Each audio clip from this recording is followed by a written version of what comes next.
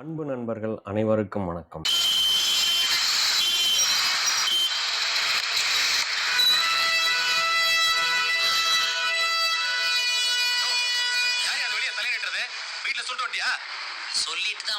இந்த வீடியோல விவேக் சார சென்னை வரவேற்குது. இத ரெண்டு அர்த்தமா சொல்ல முடியும். ஒன்னு சென்னை வரவேற்கிறது, அதாவது வெல்கம் பண்ண. இன்னொன்னு சென்னை வரவேற்கிறது, அதாவது ஸ்வெட் பண்ண வைக்குது. சோ இந்த மாதிரி ஒரே வியூல நமக்கு கிடைக்கக்கூடிய பல டைமென்ஷனை பத்தி தான் இங்க நம்ம பார்க்க போறோம். இந்த ஆப்டிக்கல் இல்யூஷன் அப்படிங்கிற இந்த கான்செப்ட் நம்மள அதை பேப்பர்ல வரையணும் அப்படின்னு நினைக்கும் போதே ரொம்ப கஷ்டமா இருக்கும். அதையும் மீறி நம்ம ட்ரை பண்ணணும்னு நினைச்சோம்னா என்ன பண்ணுவோம்? ChatGPT இல்ல ஒரு AI அப்ளிகேஷன் இல்ல கண்டிப்பா ஒரு மினிமம் மொபைல் போனோட சப்போர்ட் இல்லாம கூட நம்மளால வரையணும் அப்படிங்கறத நினைச்சு பார்க்கவே முடியாது. ஆனா பல நூறு ஏன் பல ஆயிரம் வருஷத்துக்கு முன்னாடி நம்ம முன்னோர்கள் இந்த ஆப்டிக்கல் இல்யூஷன் கான்செப்ட கருங்கல்லுல எப்படி நுணுக்கமா செதுக்குனாங்க யோசிச்சிருக்கீங்களா?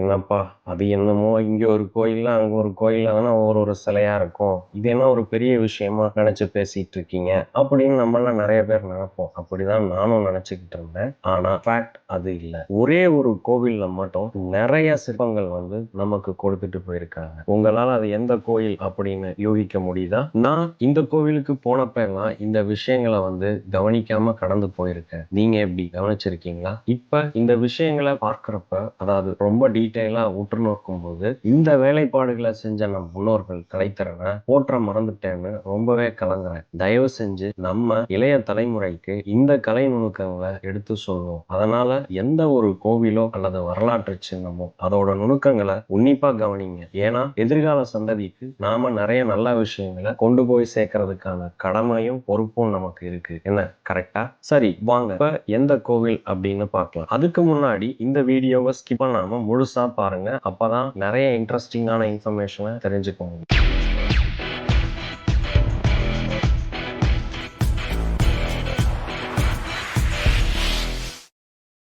சிற்பிகளின் கனவு அப்படின்னு சொல்லக்கூடிய இந்த பாரம்பரியம் மிக்க கோவில் 2ஆம் ராஜராஜ சோழ மன்னனால 12ஆம் நூற்றாண்டுல கட்டப்பட்ட வேற எந்த கோவிலும் இல்லைங்க, தாராசுரம் ஐராவதேஸ்வரர் கோவில் தாங்க. உங்கள நிறைய பேர் கரெக்டா முன்னாடியே கெஸ் பண்ணிருப்பீங்கன்னு நான் நம்புறேன். அது கரெக்ட் அப்படின்னா யார் யாரு கரெக்டா கெஸ் பண்ணிருக்கீங்களோ அவங்க எல்லாருமே கமெண்ட்ல தாராசுரம் அப்படின்னு டைப் பண்ணுங்க. இங்க இருக்கக்கூடிய சிவபெருமான் ஐராவதேஸ்வரர் அப்படின்னு அழைக்கப்படுறார். இந்த கோவில்ல உள்ள அனைத்து சிற்பங்களை பத்தி பேசுறதுக்கு நமக்கு இந்த ஒரு வீடியோ அப்படிங்கிறது பத்தவே பத்தாது. நாம இங்க இந்த வீடியோல ஸ்பெசிபிக்கா ஆப்டிக்கல் இல்யூஷன் கான்செப்டை யூஸ் பண்ணி கட்டப்பட்ட செதுக்கப்பட்ட சிற்பங்களை பத்தி தான் பார்க்க போறோம். சரி, எத்தனை சிற்பங்கள் இருக்க போகுது? என்னப்பா 1 2 3 தானே இருக்கும், அதுக்கு எதுக்குப்பா ஒரு லாங் வீடியோ அப்படின்னு தானே கேக்குறீங்க. ஒண்ணு இல்லைங்க, கிட்டத்தட்ட 8 சிற்பங்கள் இந்த பிரம்மாண்டமான கோவில்ல கொடுத்திருக்காங்க. ரொம்ப ஆச்சரியமான விஷயம், இது எப்படி ஒரே சிற்பி செதுக்கினாரா இல்ல பல பேர் செதுக்கி இருக்காங்களா?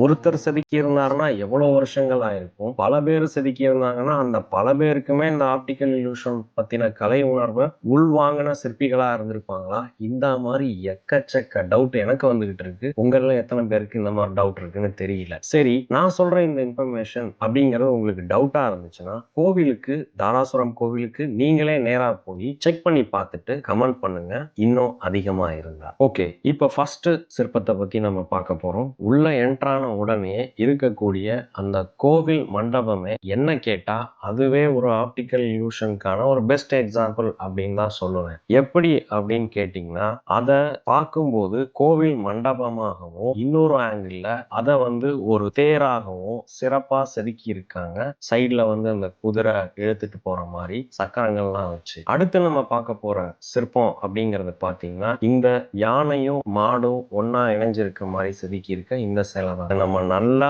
கவனிச்சோம்னா தலைப்பகுதி மட்டும் ரொம்ப நுணுக்கமா முன்னோர்களோட திறமையை வெளிப்படுத்தி செதுக்கி இருக்காங்க. எப்படின்னு பார்ப்போம். மாட்டோட கொம்ப மாடு பகுதியை பார்க்கிறப்ப கொம்பாகவும், அதே கொம்பு யானை பகுதியை பார்க்கிறப்ப தந்தமாகவும் நமக்கு தென்படுது. மாட்டோட திமில் மாடு பகுதியில திமிலாகவும், யானை பகுதியில இருந்து பார்க்கிறப்ப அது தும்பிக்கையாகவும் தெரிகிற மாதிரி ரொம்ப அருமையா செதுக்கி இருக்காங்க. இதே மாதிரிதான் மாட்டோட வாய் மாடு பகுதியில பகுதியிலேருந்து பார்க்கும்போது அது மாட்டோட வாயாகவும், யானை பகுதியிலேருந்து அதை பார்க்கும்போது யானையோட தலையா இருக்கிற மாதிரியும் நம்மள ரொம்ப கன்ஃபியூஸ் பண்ணி செதுக்கி இருக்காங்க.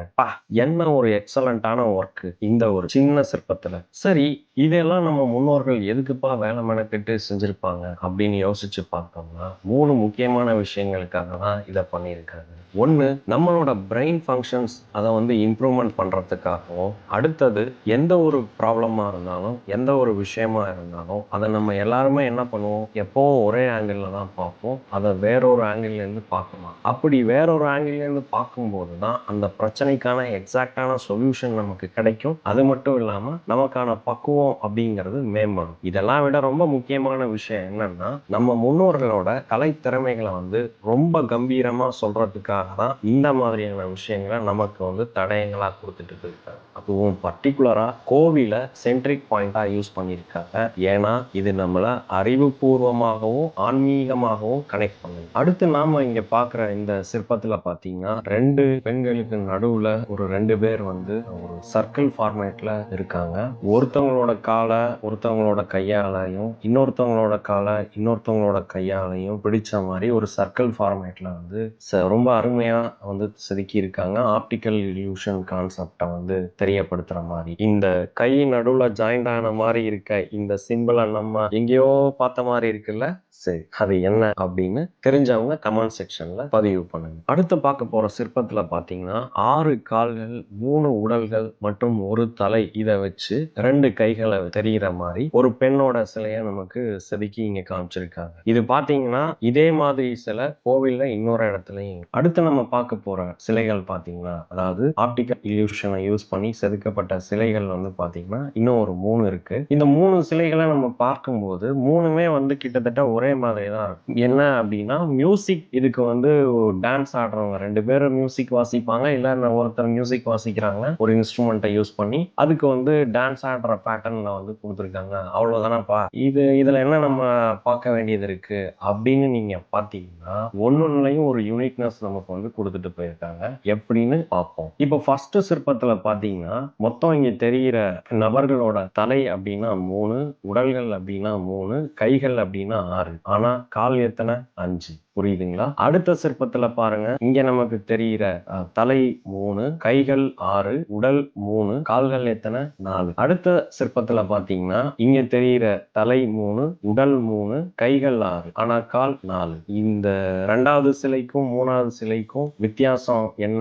கால்கள் 4 தானே அப்படின்னு நீங்க பாப்பீங்க. ஆனா வந்து பேட்டர்ன் வேற மாதிரி யூஸ் பண்ணியிருக்க இன்ஸ்ட்ருமெண்ட் வேற மாதிரி யூஸ் பண்ணியிருக்காங்க. இதை நம்ம வந்து ரொம்ப டீட்டெயிலா பாக்குறப்ப 6 கால்களுக்கு பதிலா 5 காலையோ 4 காலையோ அவங்க கொடுத்துருக்காங்க.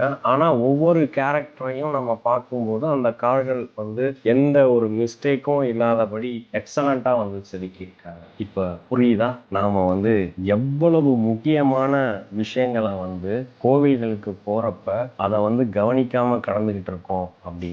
இந்த கான்செப்ட், இந்த வீடியோ டெஃபினட்டா உங்களுக்கு ரொம்ப ஹெல்ப்ஃபுல்லா ரொம்ப இன்ட்ரெஸ்டிங்கா இருக்குன்னு நான் நம்புறேன். நம்ம சேனலை சப்ஸ்கிரைப் பண்ணாதவங்க சப்ஸ்கிரைப் பண்ணுங்க. இந்த முயற்சியை உங்க நண்பர்களுக்கு ஷேர் பண்ணுங்க. இந்த ஒரு கோவில் மட்டும்தான் அப்படின்னு நம்ம நினைச்சிட்டு இருக்கோம் ஆப்டிக்கல் இல்யூஷன் யூஸ் பண்ணது. இதை விட இன்னும் ஒரு ரொம்ப அருமையா ஆச்சரியமா இன்னொரு கோவிலையும் வந்து ஆப்டிக்கல் இல்யூஷனை யூஸ் பண்ணி நிறைய சிலைகள் வந்து செதுக்கி இருக்காங்க நம்ம முன்னோர்கள். எந்த கோவில் அப்படிங்கிறத சீக்கிரமே உங்களுக்கு நான் தெரியப்படுத்துறேன். தேங்க்யூ.